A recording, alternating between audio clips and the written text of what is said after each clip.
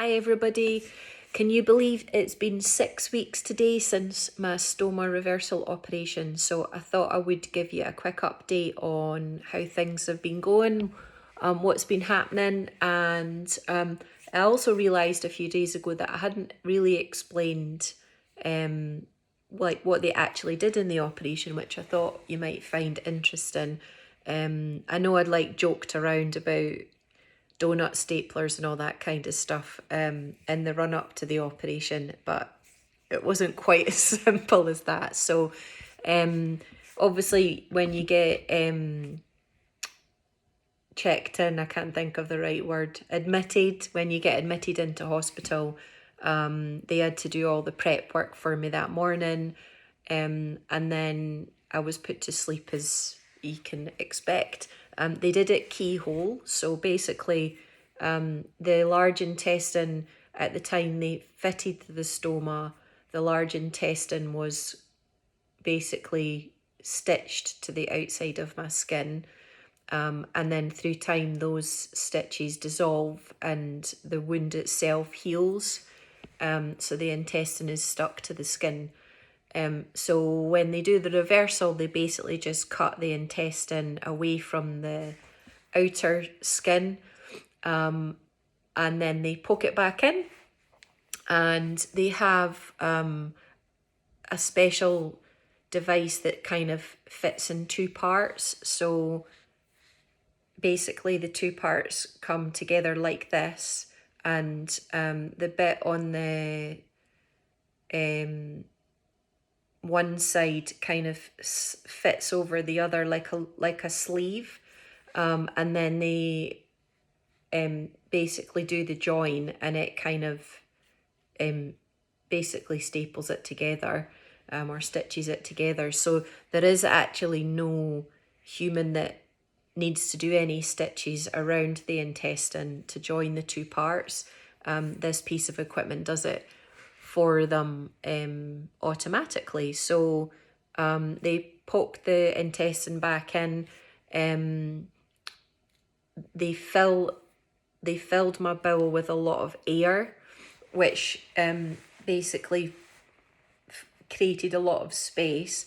And I discovered this by accident. I didn't know they actually did this, but I discovered this because I met my general surgeon friend Anne for a walk, I think maybe 2 or 3 weeks ago, and I had mentioned that the day, maybe like 24 hours after the surgery, my above the stoma, right up to kind of midway point at where my ribs are, was absolute agony. It was like I'd done 10 rounds with Mike Tyson, but only in the body. And she'd said that's because they fill the bowel with air, which pushes everything out, and you're in that position for a couple of hours, 2 or 3 hours. So when the air is let out and everything's sewn back up, that's the reason why I had sore. Basically, it was like all the muscles between the ribs and the diaphragm and all that area, they had been stretched at a max for a number of hours, with no rest, which is obviously not a natural position for that to be. So they fill your bowel with air, which gives them enough space to be able to untie the one end that had been tied up, my little stump end, to take the bit that had been directed out of my front and basically bring those two parts together. They had to clear away some scar tissue around the stoma hole site. The other stumpy end didn't have any scar tissue, which is unusual but very good seemingly. And then they basically just take the two devices, slot them together, do their cha-ching, and that's it. It's all joined up and fitted, and then they just closed the stoma hole. Well, up to a point. They didn't close the whole thing. I think I've said in previous videos. They tightened it, and then they left a hole about the size of a 1 pence piece. So maybe like that. And then that's really because if they close it, no matter how clean they make it during surgery, if they close it, there's always tends to be infection in there. So if they leave it open with dressings, then the infection has a place to escape, and slowly that's tightened. I can show you what it looks like. It's not gross, don't worry, in another video. So it's healed really, really well. We can talk about what I've been doing to help with that as well. So, and then that was that. So just a bit more on how they actually did the surgery, which I thought was quite interesting. And then with 6 weeks in, things are pretty much back to normal in terms of like toilet habits. I'm just about there. I still go in more frequently than I did before all this happened, but I think part of that's just mindset now, and it's just about me saying no to my body when it's telling me it needs to, but it doesn't really, because I've only just been.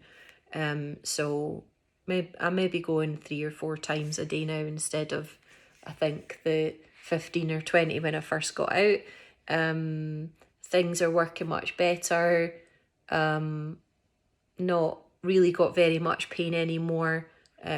I'll talk to you about the wound stuff in another video. I have had a little bit this week, but it's because I've been doing something slightly differently to help with the healing, which is really making a big difference, but it's also meaning that it's tightening up again. So, but aside from that, not got any pain. I've been able to get back to training. I'm back working as normal. Brain's in a good place. And I just have, the bowels is going to take a little bit of time to settle down, and the same with appetite and stuff like that as well, and the size of meals that I'm able to eat. All that's just taking a little bit longer, but I'm not really too bothered about it. I'm being able to function, not even just as normal, but even better than I was before my first operation, which is great. So in a really good place, cracking on with life. There's some bits and pieces that I need to do for closure, which I'll talk to you about in another video. And there's a few other things that I was going to share. So the next one I do, I'll share more on the wound and let you have a little look, and we'll take it from there. So that's me for this week. Speak to you soon. Bye.